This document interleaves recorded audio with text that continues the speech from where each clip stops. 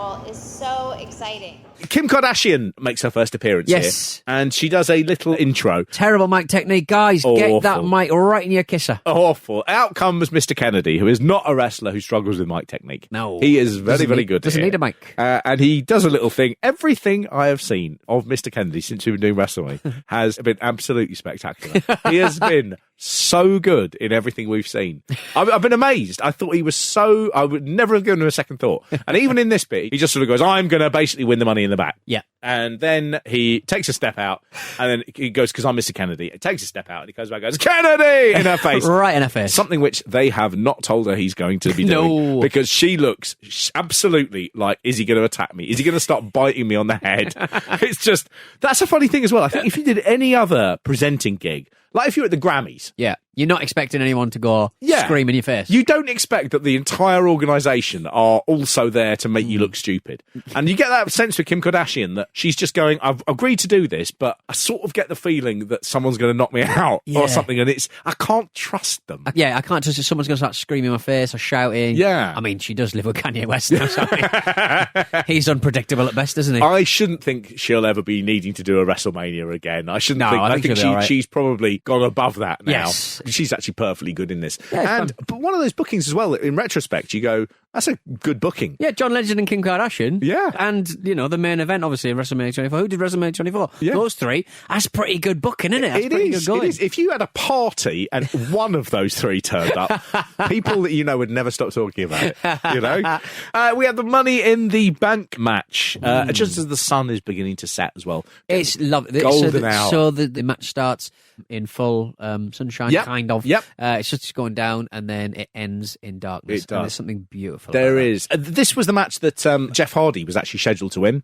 He was going to be winning this one, but he had a couple of fails on the wellness policy leading up to this. So they stripped him. Well, he dropped the Intercontinental belt that he was holding, and they sent him home. So they had to get someone else to win it. This is John Morrison versus Carlito versus Shelton Benjamin, CM Punk, Mr. Kennedy, MVP, and Chris Jericho. Yeah. All of those men, 12 years on, they are all still active in wrestling. It's an amazing thing that I think if you went back to the early days and you'd gone, no one was even surviving 12 years. The very fact that you can go 12-year period when these men were right on top, 12 years later, them still being able to do it. Yeah. Someone like Chris Jericho, incredibly, having one of the best years of his career in AEW. Seeing MVP return, everyone's in shape and everyone's sort of healthy and well. 1, 2, you hear the clock ticking. You're about to stop living. I want you to remember me, but the dead don't have no memory. Weighing 248 pounds, he is the WWE United States Champion, not televised TV reporter,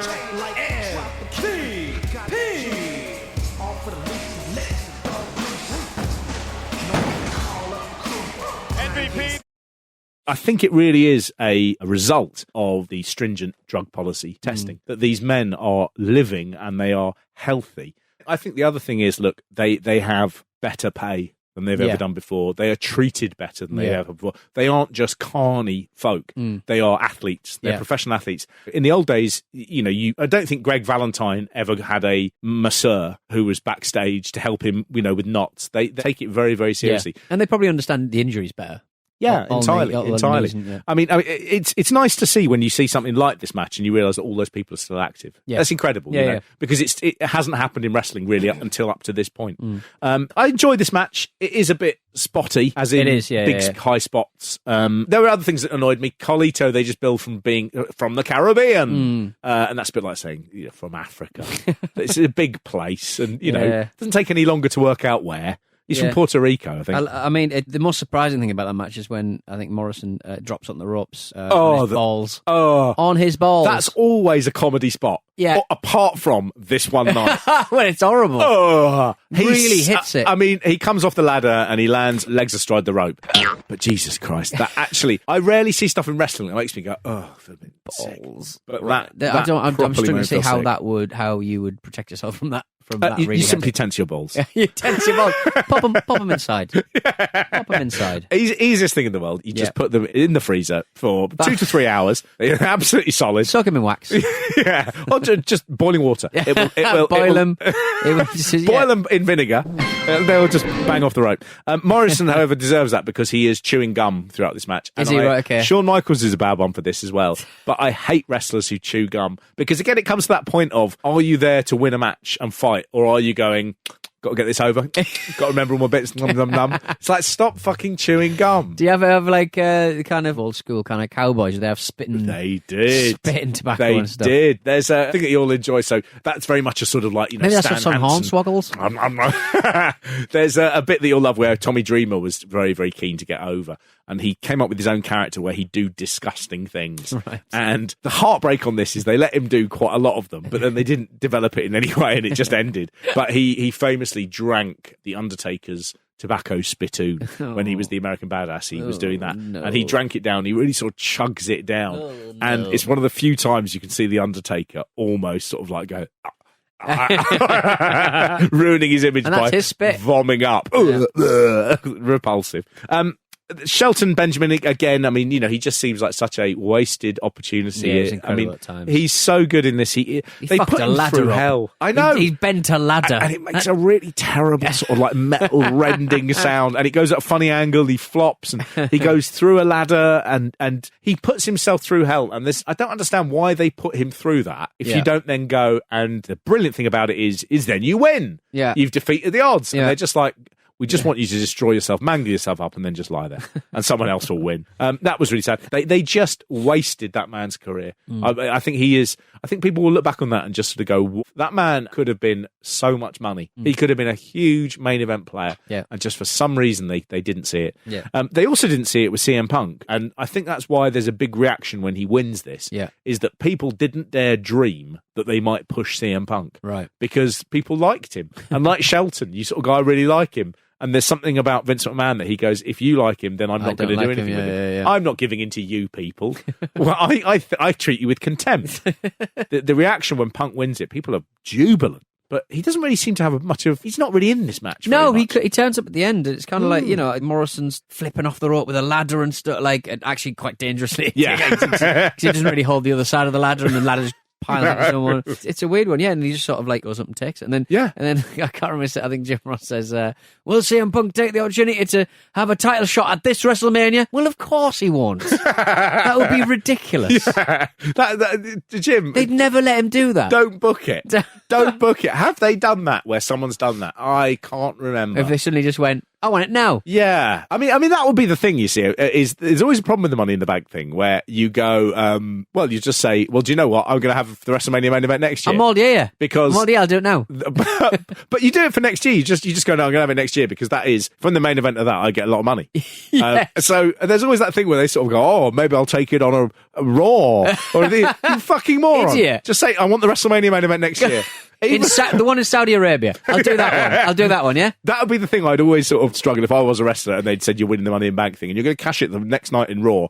I would be just like, please let me get on a mic before then. And so I can say, hello, everybody. I want to claim my thing at WrestleMania's main event next year and I won't take anything else. I'm going to be so rich. Oh, I've just been fired. Matt Hardy comes out in one bit. And again, this is that thing of not following it through the year. You have no idea what's going on or why he's there, but the crowd are very excited. I think he had an injury in a match with MVP.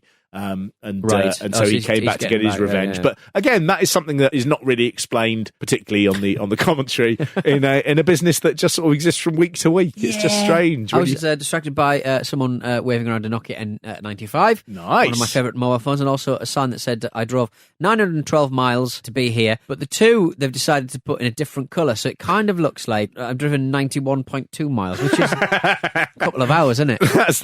I like the way. Do you reckon as well that they've changed it and it was originally 911 and they looked at the sign and they just went, all I can see is 911. This is no good, so 912. Yeah, prove it. Give us your... The signs that I noticed on this bit, and once you've seen them, they continually appear through the thing. There are three real lads having a real good old sick time. Bants time. Yeah. They got neon signs. One of them says white trash. Yeah. The one next to that says who farted.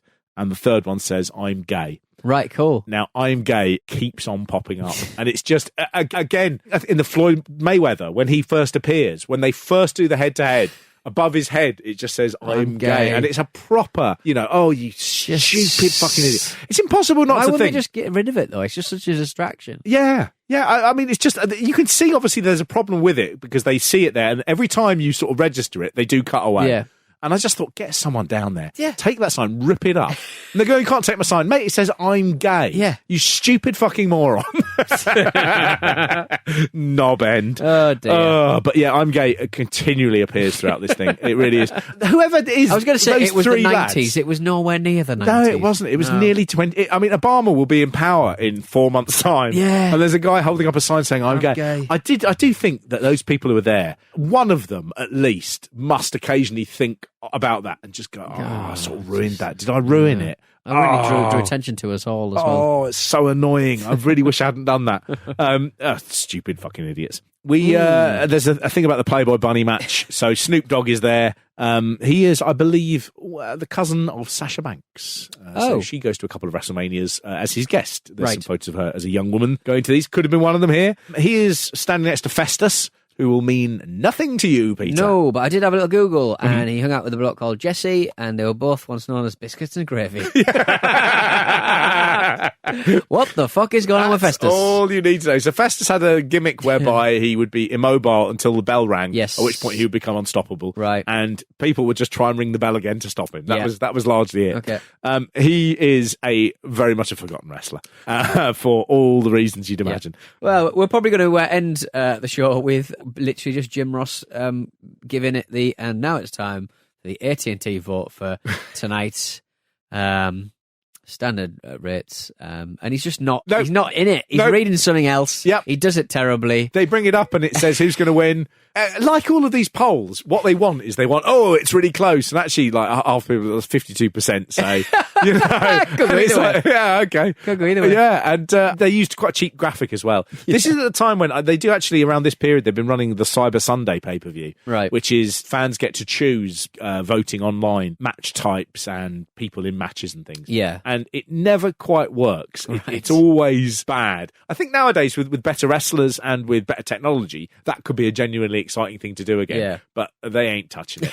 They ain't touching it. Do you know what they hate more than like anything is technology? Yeah. They hate having to do it well. And once the technology's there to do it, they're like, we're just not interested. We'll only do it when the technology's in infancy and it won't work. Yeah, if Eugene can do it, we'll do it. But if the character of Eugene could run it, we'll do it.